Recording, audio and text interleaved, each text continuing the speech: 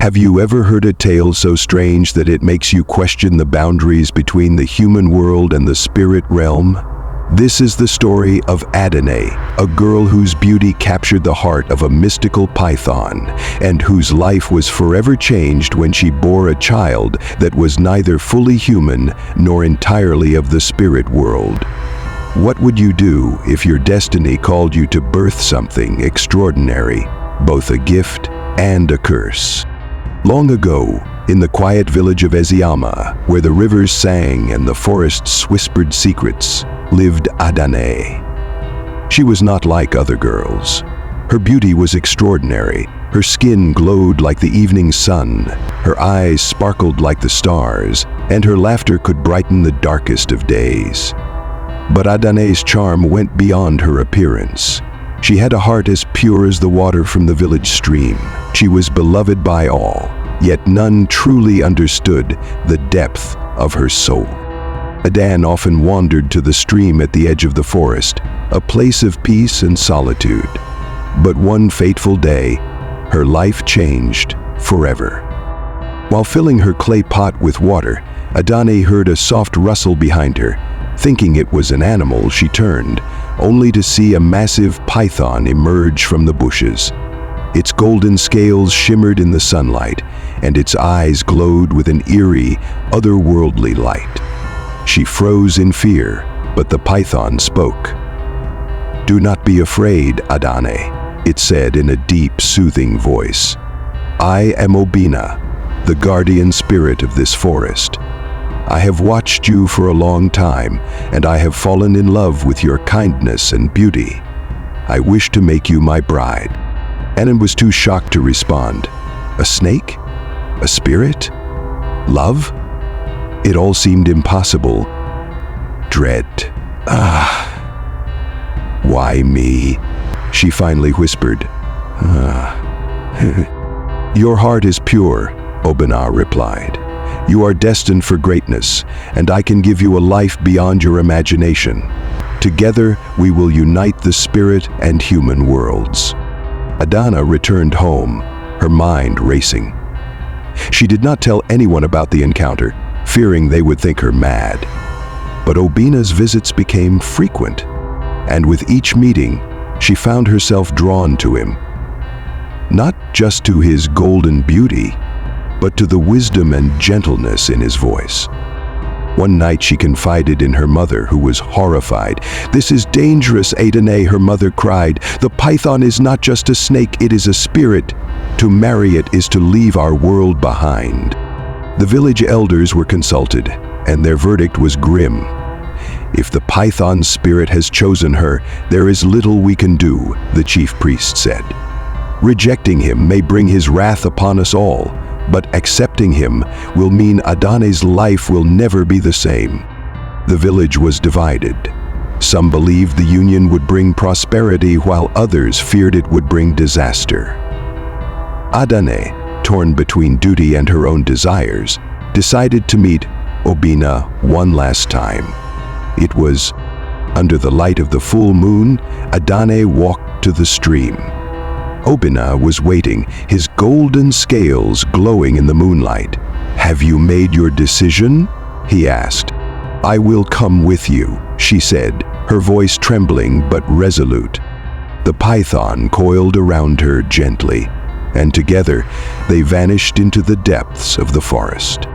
Adan awoke in a world unlike anything she had ever seen. The trees were taller than mountains, their leaves shimmering like emeralds. Rivers of crystal-clear water flowed endlessly, and the air was filled with the sweet scent of blooming flowers. This was Obina's kingdom, a realm of spirits and magic. He transformed into a man, tall, handsome, with golden skin and eyes that seemed to hold the secrets of the universe. "This is your home now," he said, taking her hand. For a time, Adan was happy. Obina treated her with kindness and love, and she grew to care deeply for him. But as the days turned to months, she began to feel a strange heaviness within her. Anna realized she was with child. The news filled her with both joy and fear. What would her baby be? Human or spirit? When the time came, the forest grew silent, as though holding its breath. The birth was long and arduous, but finally, Ane gave birth to a boy. He was no ordinary child. His skin glowed faintly gold, like Obina's scales, and his eyes were as deep and piercing as the python's. Yet, he had a human form, with soft, delicate features that mirrored Adane's. He was a bridge between two worlds, a being of both flesh and magic. They named him Nkem, meaning mine, in Adane's native tongue. Years passed, and Nkem grew quickly. He possessed powers that amazed and frightened Adane. He could speak to animals, summon rain with his cries, and heal wounds with a touch. But he was also a curious child, asking endless questions about the human world his mother had left behind. One day he pleaded with Adane, "Mother, take me to the village. I want to see the world you came from." And she said, "Because our tree home country had been taken away by war."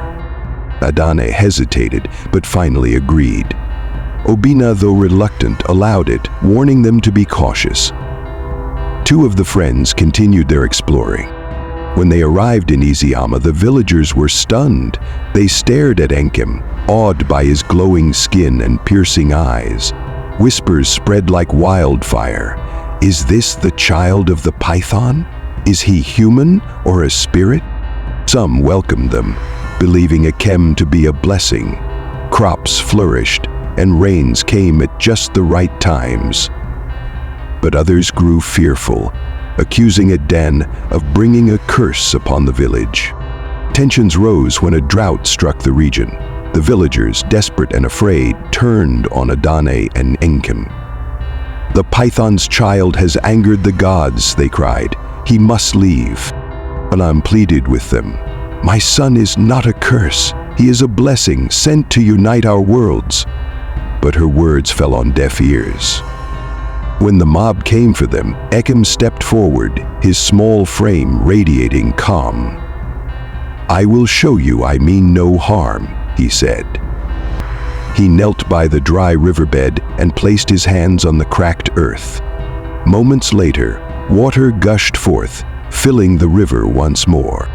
The villagers were stunned into silence. Many fell to their knees, begging for forgiveness. Adan and Nkem stayed in Izayama for a time, helping the villagers rebuild their trust in the spirit world.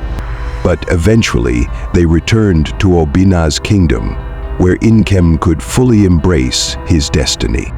Legends of the python's son spread far and wide, and for generations, people told the tale of Adane, the woman who bridged two worlds, and her son, who brought peace and prosperity wherever he went. And on moonlit nights, when the forest was quiet, villagers claimed they could hear Adane's laughter and Nkem's voice, echoing like a song carried by the wind.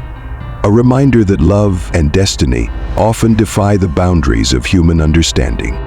So what do you think? Was Adan's choice her greatest blessing or her deepest sacrifice? Would you have walked the same path? Only the spirits know.